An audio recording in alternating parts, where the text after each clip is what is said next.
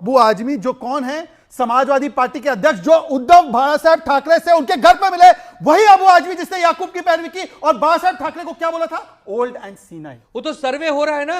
अरे रोका किसने, विरोध कौन कर रहा है? जहां मंदिर है वहां मंदिर होना चाहिए। मैं कह रहा हूं हरिहर मंदिर है, मानते क्या अनुराग? ये कह रहे हैं कि संभल।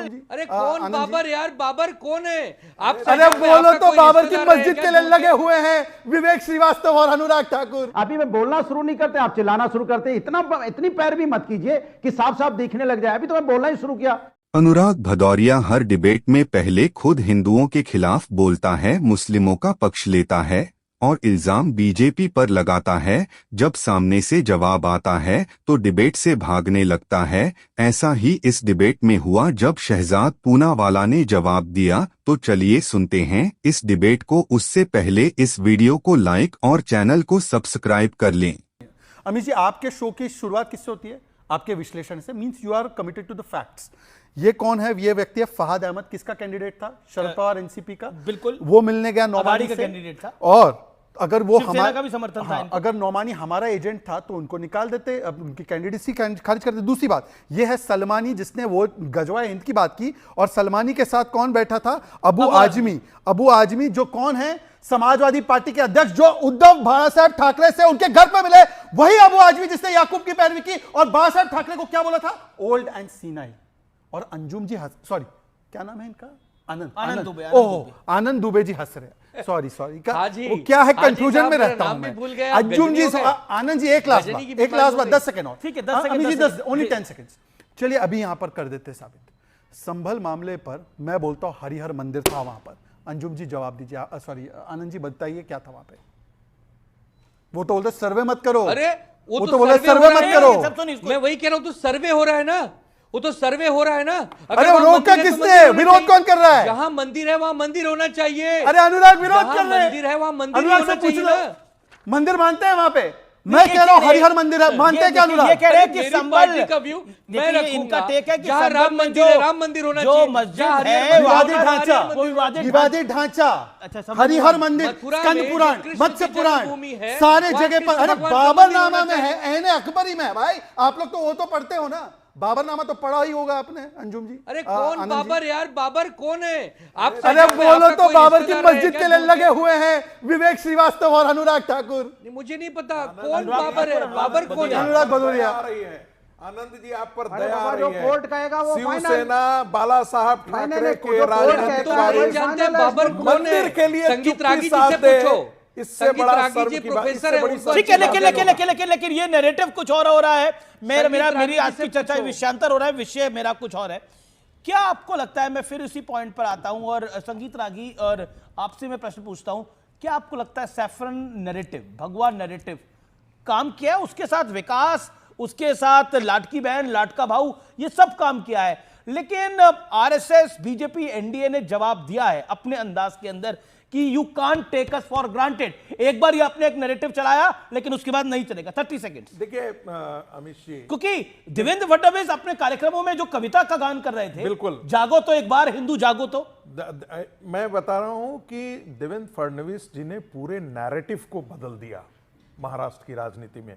और जो महामंत्र जो निकल करके आया कि बटोगे तो कटोगे, ये एक महामंत्र मिल गया है भारतीय जनता पार्टी के लिए। और मैं फिर कहता हूं, भारतीय जनता पार्टी जीत करके जो है आने के बाद जब हिंदुत्व से थोड़ा सा हटती है तो उसका जो कोर वोटर है वो बहुत नाराज होता है।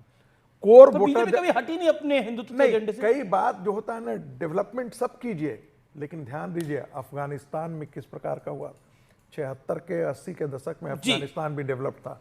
यदि तालिबानी मानसिकता ओवरटेक कर ले राजनीति को, जिस प्रकार से राहुल गांधी और विपक्ष ने तालिबानी मानसिकता को पैदा करके और उसको खड़ा पोषण किया, वो खतरनाक था। और मुझे लगता है कि देश की आम हिंदू ने इस खतरे को लेकिन विपक्ष के किसी नेता का नहीं जाना। ये अपने आप में आप बार बार, मैं बाकी मुद्दों पर बाद में आऊंगा, लेकिन अनुराग भदौरिया बार बार लोकतंत्र की बात करते हैं। You talk about democracy. I still remember Yogi BJP की सरकार आई, अखिलेश जी सीएम नहीं रहे, लेकिन उसके बावजूद अखिलेश यादव और मुलायम सिंह यादव दोनों गए थे शुभकामनाएं देने के लिए। और शपथ कार्यक्रम में के लिए गए थे और मुझे अच्छी तरह से वो दृश्य याद है। गृह मंत्री अमित शाह के साथ फिर वो प्रधानमंत्री मोदी से भी मिलने के लिए गए और उस समय प्रधानमंत्री मोदी और स्वर्गीय मुलायम सिंह यादव में कान में बातचीत भी हुई। वो दृश्य मुझे अच्छी तरह से याद है, लखनऊ के वो दृश्य थे। लेकिन आज विपक्ष का कोई नेता नहीं पहुंचा, जबकि 2019 के अंदर उद्धव ठाकरे ने बीजेपी को छोड़ा था। पॉलिटिकल धोखेबाजी हुई थी बीजेपी के साथ, लेकिन उसके बावजूद बीजेपी की टॉप लीडरशिप पूरी की पूरी महाराष्ट्र की वहां मौजूद थी, इंक्लूडिंग देवेंद्र गंगाधर फडणवीस, जिसे देवा भाऊ कह रहे हैं आज। देखिए सबसे पहले तो मैं एक बात बता दूं, 2014 के बाद से जिस तरह से भारत के अंदर में नफरत की राजनीति को जन्म दिया जा रहा है, ये देश के लिए ठीक नहीं है, देश के स्वास्थ्य के लिए ठीक नहीं। हो सकता है भारतीय जनता पार्टी को अपना राजनीतिक फायदा मिल रहा हो, वो भी कुछ दिन तक मिलेगा। क्षणिक राजनीतिक फायदा के लिए आप देश को दांव पे नहीं लगा सकते। लगातार जिस तरह की भाषा शैली भारतीय जनता पार्टी की बदलती जा रही है, वो बेरोजगारी महंगाई पे बात नहीं करते। वो किस तरह की बातें कर रहे हैं, कभी डीएनए, कभी धर्म की राजनीति। नहीं, मेरा ये प्रश्न है कि ये शपथ ग्रहण से नफरत क्यों थी? जवाब पे आप तो दिक्कत ये है कि शपथ ग्रहण से नफरत क्यों थी? दर्द होता है, इतना दर्द होता है कि आप मुझे दर्द नहीं हो रहा, मैं सवाल पूछ रहा हूं। रहिए भाई, विपक्ष को लेके आप इतने परेशान क्यों रहते हैं? अभी मैं बोलना शुरू नहीं करते, आप चिल्लाना शुरू करते हैं। इतनी पैर भी मत कीजिए कि साफ साफ दिखने लग जाए। अभी तो मैं बोलना ही शुरू किया। एक सेकंड अनुराग भदौरिया, एक सेकंड मैं आपसे प्रश्न पूछ रहा हूं, प्रश्न का जवाब ले रहा हूं। मैं आपसे सवाल पूछ रहा हूं और आपको सवाल अगर पैरवी लग रहा है तो ये आपकी दिक्कत है। अगर आपको ईवीएम खराब लग रही है तो ये आपकी दिक्कत है।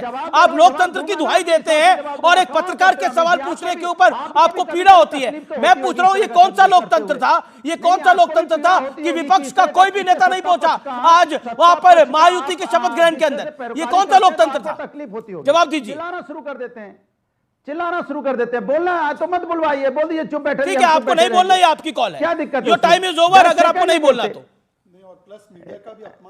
टाइम तो ओवर होगी, हटा दीजिए ना, हटा दीजिए। बोले विपक्ष क्यों आता है बोलने के लिए? आप हट जाइए, आपको हटना तो हट जाइए। ये आपकी कॉल है, आपकी कॉल है, आपकी कॉल है। आपको हटना तो हट जाइए। मेरी क्या कॉल है? लेकिन इस तरह की अनर्गल बातें मत करिए मेरे कार्यक्रम के अंदर। ऑडियो डाउन करिए इनका। अनर्गल बातें कर रहे हैं आप। सवाल पूछ रहा हूं मैं आपसे, सवाल का जवाब नहीं है तो इधर उधर घूमते हैं आप। अनर्गल बातें कर रहे हैं। आपको मौका दिया और मैंने आपसे प्रश्न पूछा कि वहां पे विपक्ष का कोई नेता नहीं पहुंचा, आप फिर वो ए फॉर एप्पल लेकर बैठ गए। अरे कभी तो प्रश्न का जवाब दीजिए अनुराग भदौरिया, कभी देखा करिए रिकॉर्डिंग अपनी जाकर। क्या बोलते हैं आप? व्यूअर्स का टाइम वेस्ट होता है इससे। बोलिए शहजाद अब अपनी बात को 30 सेकंड में। अमित जी, पहले तो राजनीतिक क्लास की तरफ से मैं माफी मांगता हूं आपसे कि मीडिया का बार बार इस प्रकार का अपमान, ये मुझे लगता है बहुत बुरी बात है। दूसरी बात देखिए, कुछ लोग परिवार तंत्र को लोकतंत्र के ऊपर रखते हैं, इसीलिए अगर कोर्ट उनकी तरह से फैसला दे तो उनको कोर्ट अच्छा लगता है। अगर ईवीएम से वायनाड में जीत हो, झारखंड में जीत हो तो ईवीएम ठीक लगता है। ये जो कार्यक्रम था, ये संविधानिक कार्यक्रम था, बाबा साहब आंबेडकर जी के संविधानिक कार्यक्रम। उसमें सबको जाना होता है, हम लोग एक दूसरे के खिलाफ हो सकते हैं, शत्रु नहीं। दूसरी बात, आप ये कार्यक्रम की बात कर रहे हैं, सर खड़गे जी ने 15 अगस्त के प्रोग्राम को बॉयकॉट किया। अब बताइए कि 15 अगस्त का प्रोग्राम जो बॉयकॉट कर सकते हैं, उनके लिए शपथ समारोह क्या है? और आखिरी बात, नफरत की राजनीति, ये महंगाई और बेरोजगारी की बात हो रही है क्या? संबल का विषय जब पार्लियामेंट में उठा दे तब। और दूसरी बात, मठाधीश और माफिया में कोई ज्यादा फर्क नहीं होता। अब मैं पूछना चाहता हूं अनुराग भदौरिया से, अगर वो जवाब देने में इंटरेस्टेड है, तो मठाधीश को माफिया बोल